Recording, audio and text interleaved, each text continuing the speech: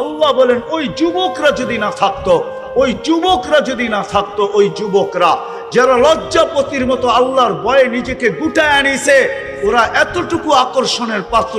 আল্লাহ বলে যুবক তুমি যদি না থাকতে তো আকাশ লোহার, জমিন তামার, বৃষ্টির একটা ফোঁটা না, শস্যের একটা দানা না, মাটিগুলা বালু, আমি একের পর আযাব দিয়ে তোমাদেরকে ধ্বংস করে দিতাম। শুধু এই যুবকের কারণে পারি না। লাউলা মাশাইখা রুক্কা, ওই বুড়া মানুষগুলার জন্য পারি না, যারা গুনাহ তো করে না কিন্তু সারাদিন জিকা পড়া থাকে, সারাদিন তওবা করতে থাকে, সারা রাত্র চোখের পানি জড়াইতে থাকে। ওই বুড়াগুলা, ওই বৃদ্ধগুলা, ওই আল্লাহওয়ালা গুলা যারা সারা রাত্র ঘুমায় না, সব ঘুমাইতে যায়, ওর ঘুম আসে না, ও ছটপট ছটপট করে এক সময় মুসল্লায় দাঁড়ায় আর চিৎকার দিতে থাকে, কিসি কো সোনে মে, কিসি কো খানে মে, হমে মজা আতা হ্যায় রোনে মে। কারো খাওয়ায় মজা, কারো ঘুমে মজা, আমাদের কান্নায় মজা আসে, এই জন্য মুসল্লায় দাঁড়ায় গেল। ওরা যদি না থাকতো, পর্দানিসীন মা বোন যদি না থাকতো, ওয়াল আতফালা রুদ্দা, দুধের শিশু যদি না থাকতো, ওয়াল আনআমা রুত্তা, চতুষ্পদ প্রাণীগুলা যদি না থাকতো, রব্বে কাবার কসম। মুসা আলাইহিস সালামের জামানায় বৃষ্টি হইতেছিল না। মুসা আলাইহিস সালাম বলি ইসরাইলকে বলেছে, চলো নামাজ পড়বো, দেখি আল্লাহ বৃষ্টি দেয় কিনা। রাস্তায় যায় বলতেছে চলো বৃষ্টি হয়ে যাবে, বলছে মুসা নামাজ পড়লাম না, বৃষ্টি হবে কি করে? মিয়া তো আসলে আমাদেরকে নামাজ পড়ানোর জন্য, বনি ইসরাইল ছিলই একটু গার্তেরা, ঠিক না? তো মুসা আলাইহিস সালাম কয় তোমাদের আগে পিঁপড়া বৃষ্টি করছে, দোয়া করে ফেলছে, পিপিলিকা, এদের দোয়া কবুল হয়ে গেছে। পিপিলিকা আল্লাহর কাছে দোয়া করছে, লিমা তুআযযিব বিইবাদি জুনুবিক, লিমা তুআযযিবুনা বিযুনুবি ইবাদিক, আপনার বান্দার গুনার কারণে আমাদেরকে শাস্তি দেন কেন? কেননা খরা যখন হয় তখন খাদ্যগুলা শক্ত হয়ে যায়, আমাদের দাঁতগুলা নরম, আমরা চাবায়া খাইতে পারি না, ওইখান থেকে কিছু নিতে পারি না, না খায়া থাকতে হয়, মরার উপক্রম হয়ে গেছি। বৃষ্টি হলে খাদ্যের ভিতরে পানি ঢোকে, এগুলা নরম হয়, আমরা নরম দাঁতে খাইতে আমাদের মজা হয়, সহজ হয়, আমরা বেঁচা যাই। গুনাহ তো আমরা করি না, বন্দা করে, শাস্তি আমাদেরকে কেন দেন? আপনারা ভাবছেন বৃষ্টি আপনাদের কারণে হয়? বৃষ্টি তো হয়তো পিপিলিকার দোয়ার কারণে, বন্য প্রাণীর দোয়ার কারণে। ওরা যখন সহ্য না করতে পারে, তো আমার বিশ্বাস ওরা এরকমই আল্লাহকে বলে, আমাদেরকে শাস্তি কেন? মা মিন শাইইন ইল্লা ইউসাব্বিহু বিহামদি রাব্বি, একটা মুহূর্ত তো যায় না যে আমরা আপনার গুণগান না গাই। 24 ঘন্টা গুণগান গাই, আমাদেরকে শাস্তি দেন কেন? ও মেরে দোস্ত, আসেন, আমল দ্বারাই আল্লাহ আল্লাহর রসুলের কাছে আকর্ষণের পাত্র।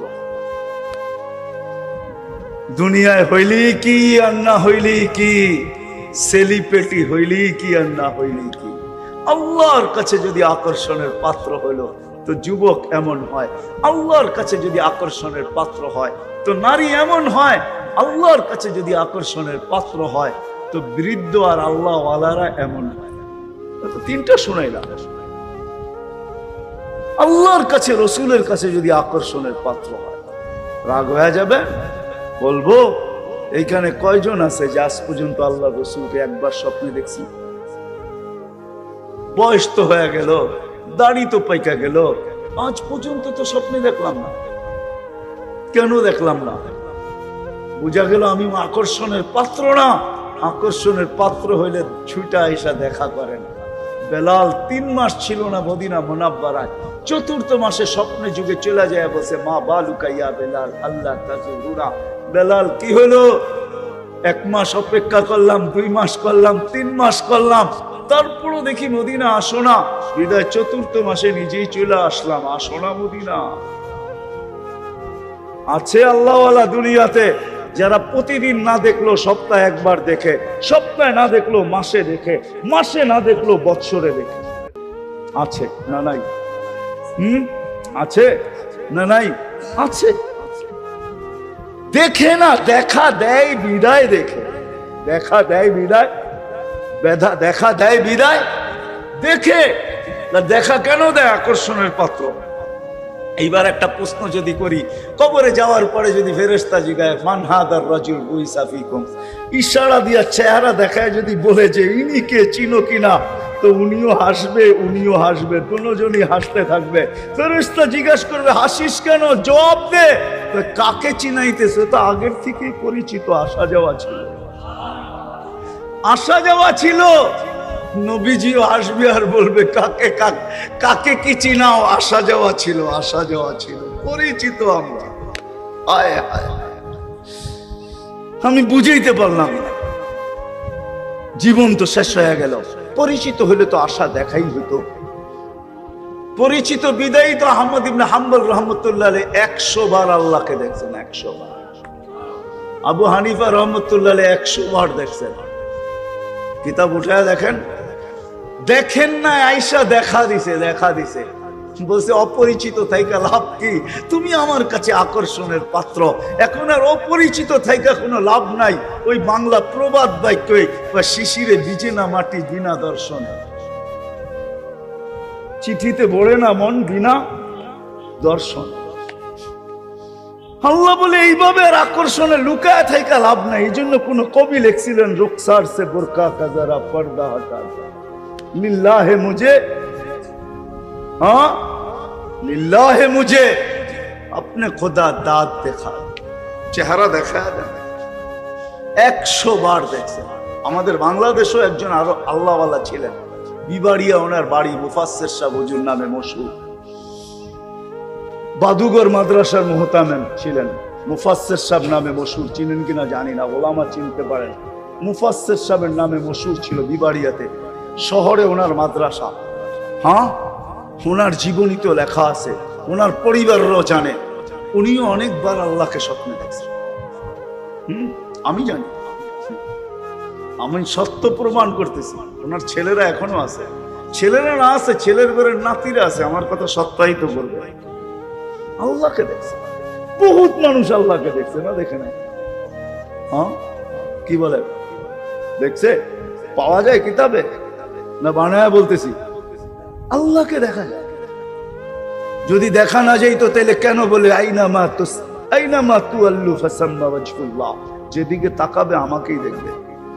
তাইলে কবি এই কথা কেন বললো, হাজার মে তেরে রঙ্গ বু হয়, जिधर देखता हूं उधर तू ही तू है। আমি তো লেচু দেখি না, আমি তো আল্লাহ দেখি।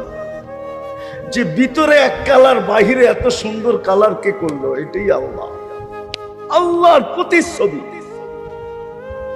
কাঁঠালের উপর দিয়ে দেখলে কি আর ভিতরে দেখলে কি, এটাই তো আল্লাহর প্রতিচ্ছবি। কে করলো? হাজার মে তেরে রঙ্গ বু হয়, जिधर देखता हूं उधर तू ही तू है। কুরআনও তো এটা বলে, আইনামা তুআল্লু ফাসাম্মা ওয়াজহুল্লাহ, যেদিকে তাকাবে ওদিকে আল্লাহ দেখবে। সত্যই আসে।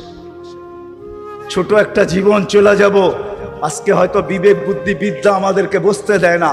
আছে আমাদের সমাজে বহুত লোক আছে যাদেরকে তাদের বিদ্যা বুঝতে দেয় না, তাদের বিবেক বুঝতে দেয় না, তাদের বুদ্ধি বুঝতে দেয় না, তাদের দুনিয়ার পজিশন বুঝতে দেয় না, দুনিয়ার অবস্থান বুঝতে দেয় না। কিন্তু ফাসাউফা তারা ইদান কাশাফাল গুবারু, কুয়াশা সব সময় থাকে না, আকাশ মেঘাচ্ছন্ন সব সময় থাকে না। কখনো মেঘ আসে, কখনো সরা যায়। কুয়াশা কখনো আসে আবার মাটির সাথে মিশা যায়। আমাদেরও একদিন কুয়াশা সরা যাবে।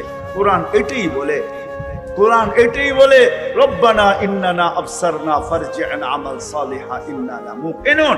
একদিন কুয়াশা সরা যাবে আর আমি চিৎকার দিব, রব্বানা, আল্লাহ বুঝে চলে আসে, চোখে দেখা ফেলছি, এইবার ফিরত পাঠান। বলবে কাল্লা, আর কোনোদিন সম্ভব আসে।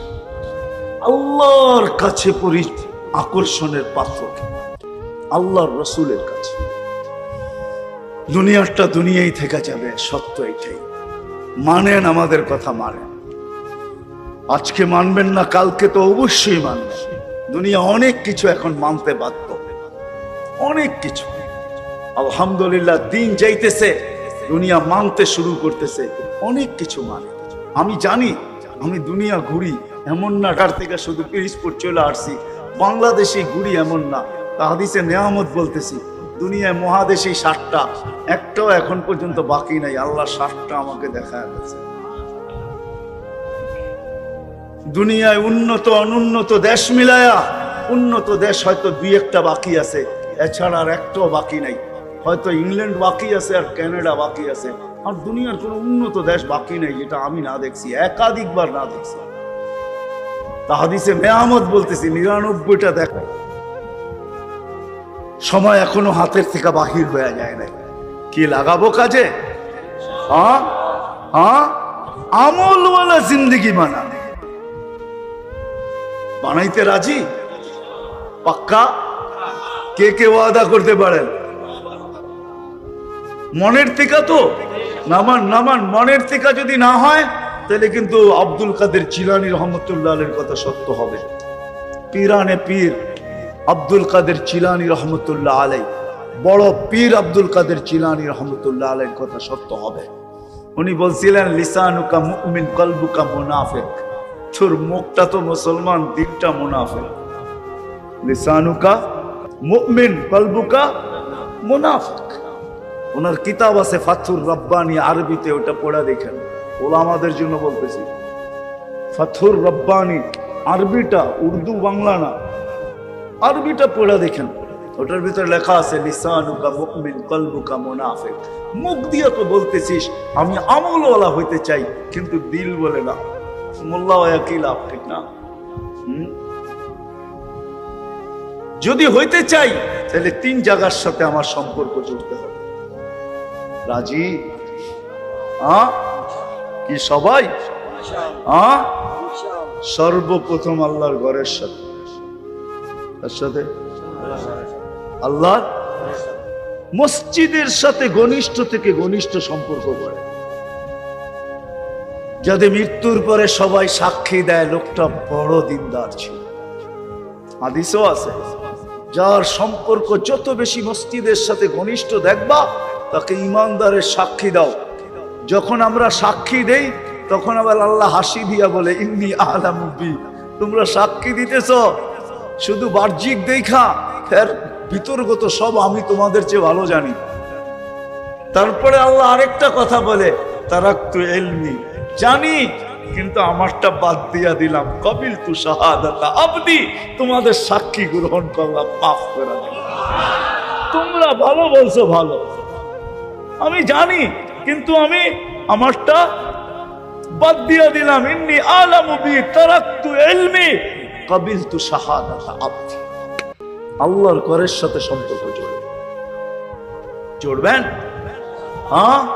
যুবকরা কি বলে? না, যুবকরা ভাবে দুনিয়াই তো সব শেষ, ঠিক না? কেউ তো বলে চিতাতেই সব শেষ, আর আমার সমাজের যুবকরা বলে দুনিয়াতেই সব শেষ, ঠিক না? কি নাচ গান সব দুনিয়াতেই শেষ, ঠিক না? কি জান্নাতে গান মনে হয় নাই, ঠিক না? আল্লাহ মাঝে মাঝে জান্নাতীদেরকে জিজ্ঞাসা করবে, গান শুনবে? বলবে আল্লাহ শুনবো। আল্লাহ বলবে, রেজওয়ান লাগা স্টেজ লাগাবে। তো প্রথম সিঙ্গারদেরকে ডাকবে, ফেরেশতা সিঙ্গার। আল্লাহ সিঙ্গার বানায় রেখেছে, তোমরা শোনাও। শোনাবে, আল্লাহ জিজ্ঞেস করবে কিরকম শুনলা? বলবে লাকানাল মাউতু লা মুতনা। আল্লাহ যদি মৌত থাকতো তো আওয়াজের ঝংকারে মরে যেত। এত সুন্দর আওয়াজ হয়। আল্লাহ বলবে এর চেয়ে সুন্দর। তারপরে ডাকবে তালিয়া দাউদ, দাউদ আলাইহিস সালাম আসবে। আল্লাহ জিজ্ঞেস করবে এর চেয়ে সুন্দর, তো ডাকবে তালিয়া হাবিবি, তালিয়া মুহাম্মদ, আমাদের নবীজি আসবে। আল্লাহ বলবে এর চেয়ে সুন্দর, তো বলবে রেজওয়ান ইরফাইল হিজাব, সরা পর্দা, আমি নামবো। হায় যুবক, তুমি তো জানো না জান্নাতে 10টা গুণে গুণান্বিত হয়ে শারীরিক 10টা গুণ থাকবে তোমার, তারপরে জান্নাতে দিবে। আল্লাহ তাওলি আদম 60 জিরাআ, 120 ফিট লম্বা।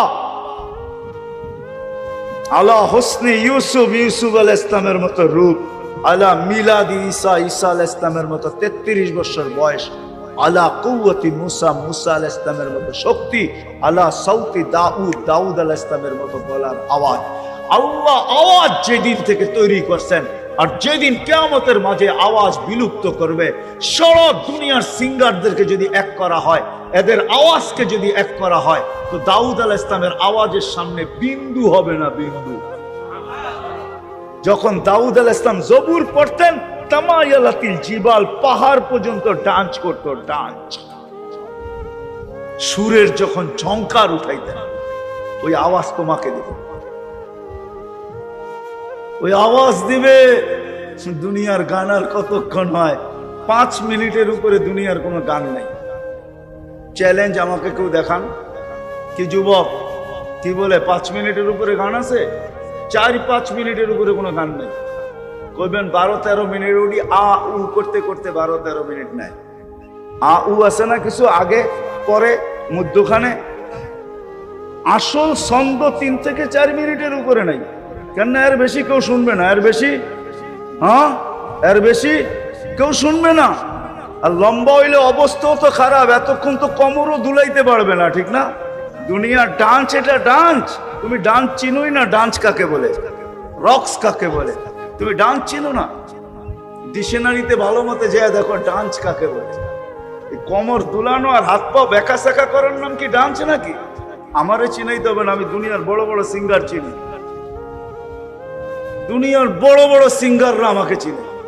যাও তুমি অ্যাড্রেস দিয়া দেবে, আমাকে সিঙ্গার চিনাইতে হবে না, আমি এটি চিনি ভালো করে,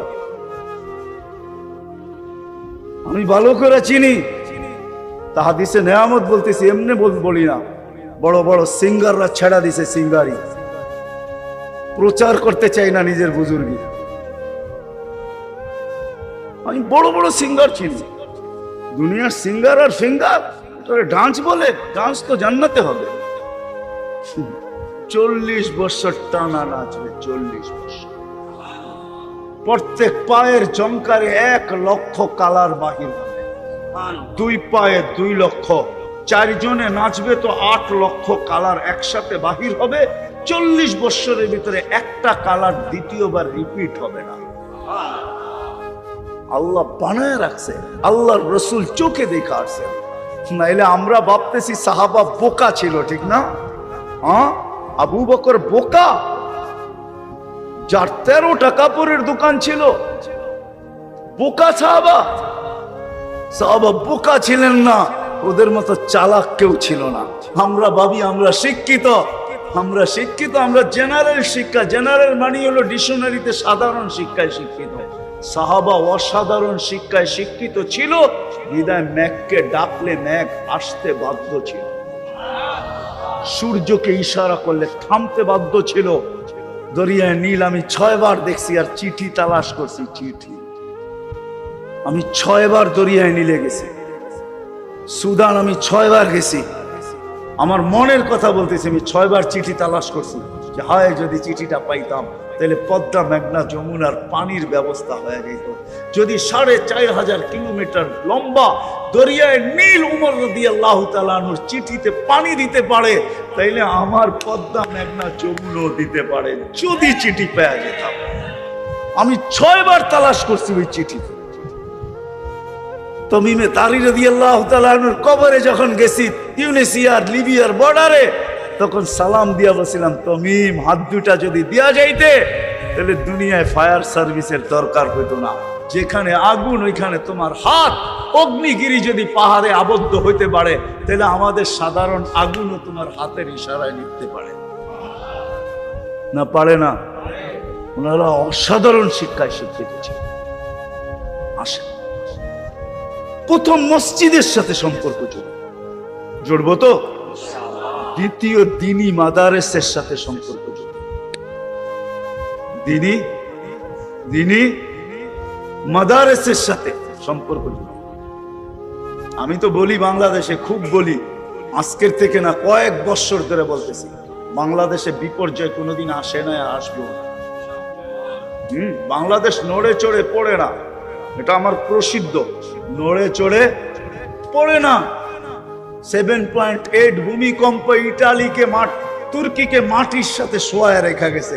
আমাদের দেশও 2013-তে আসছিল, কিচ্ছু হয় না। কেননা বাংলাদেশের চতুর্দিকে এরকম এক সুরক্ষার দেওয়াল দাঁড় করানো আছে, আধ্যাত্মিক সুরক্ষার চাদর আছে, দেওয়াল আছে। কোনো বিপর্যয় এটাকে ব্যাট করতে পারে না। হয়তো পিছে চলে যায়, নাহলে ডাইনে বামে যায়, এটাকে ব্যাট করা ভিতরে কোনো কি করতে পারে না। বিপর্যয় ঘটাইতে পারে না। বাংলাদেশ শতবার নড়ছে, কিচ্ছু হয়নি, হবেও না। কারণ কি জানেন? হ্যাঁ, কারণ কি জানেন?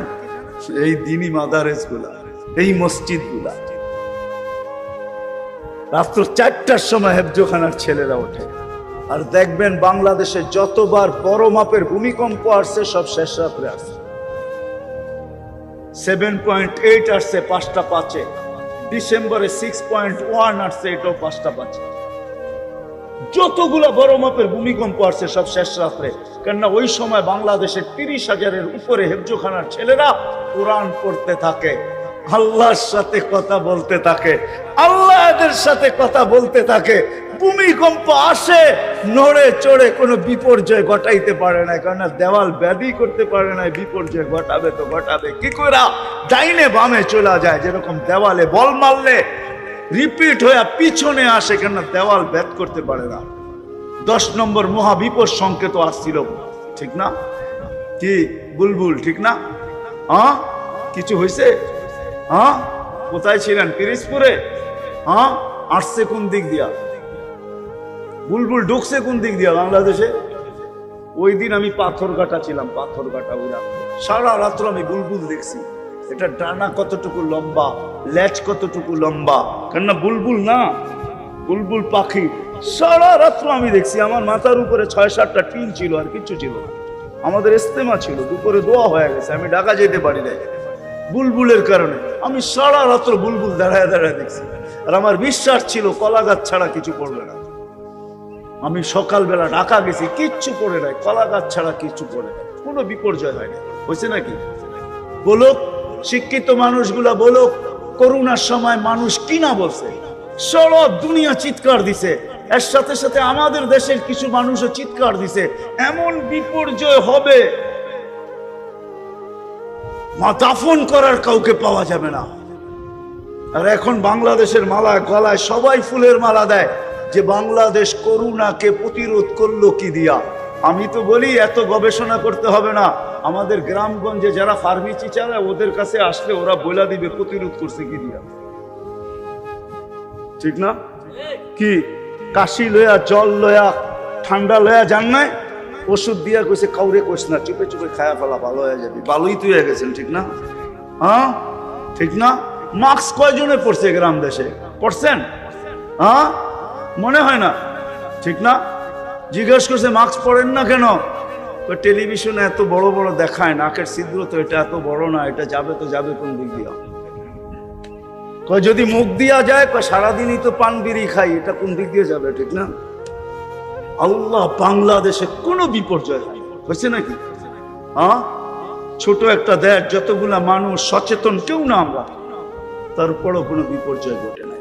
সারা দুনিয়া গবেষণা করতেছে বাংলাদেশ কি করে করোনাকে প্রতিরোধ করলো।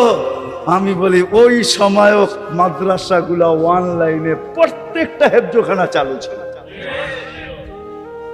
এখন প্রত্যেকটা মাদ্রাসা চালু, তখন প্রত্যেকটা গড় মাদ্রাসা ছিল, গড় মাদ্রাসা ছিল। অনলাইনে পড়াইতো হুজুররা, ফোনের মাধ্যমে সবক দিত, সবক নিত, সবক শুনতো, আমুকটা শুনতো, সব না ফোনের মাধ্যমে মাদ্রাসা চালু ছিল। এই জন্য মাদ্রাসার সাথে সম্পর্ক জড়বেন তো? হ্যাঁ, কি আপনারা এই মাদ্রাসায় খুশি না নারাজ? হ্যাঁ, খুশি। তাহলে ছেলে পেলে দেন না কেন? দিবেন। হ্যাঁ, হ্যাঁ, এই মাদ্রাসাগুলো খুঁটি। আমার কথা একমত হবে অনেকে, আমরা তো জানি ঢাকা শহরে থাকি, অনেকে আমাদের কথা একমত যে হুজুর বাইবা দেখছি, এই কারণেই মনে হয় আমাদের দেশটা সুরক্ষিত। এত মসজিদ দুনিয়ার কোনো দেশে নাই, এত মক্তব কোনো দেশে নাই, এত মাদ্রাসা হেফজোখানা দুনিয়ার কোনো দেশে নাই। আমি ঘুরা বলতেছি।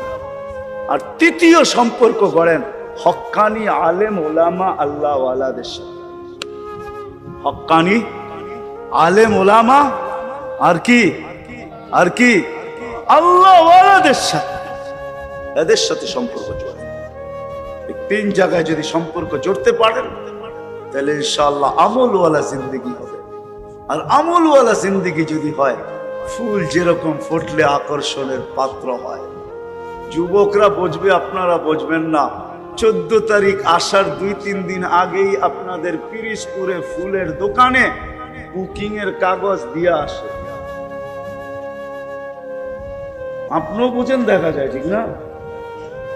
আমি তো মনে করছি যুবকরাই বুঝবো, এখন দেখা যায় দাড়ি পাকালারও বোঝে। ফেব্রুয়ারির 14 তারিখের 1-2 দিন আগেই ফুলের দোকানে যায় কি করে কাগজ দিয়ে আসে, আমার 2টা বুকিং, আমার 3টা বুকিং, আমার 4টা বুকিং। কিন্তু ফুটন্ত হইতে হবে, ফুটন্ত। ফুটলেই আকর্ষণের পাত্র হয়। আমরাও আমলদার হলে আল্লাহ আল্লাহ রসুলের কাছে আকর্ষণের পাত্র হব। দুনিয়া যেইভাবেই কাটুক না কাটুক, দুনিয়া যেইভাবেই কাটুক, তাতে কিছু আসে যায় না। ইনশাআল্লাহ যদি আকর্ষণের পাত্র হতে পারি। শেষ হাদিস বলতেছি, জালালউদ্দিন সুয়ুতী রহমতুল্লাহ আলাইহি লেখছেন লুবাবুল হাদিস আলা কাউলিল হাসিস কিতাবের ভিতরে, লাশ কবরের পাশে নিতে দেরি, কবর কানে কানে বলতে দেরি করবে না, ইদান উহাব্বিলু লাকা বাতনি খাদরা, তোকে রাখতে দেরি, আমার পেট সবুজ শ্যামল হইতে দেরি হবে না।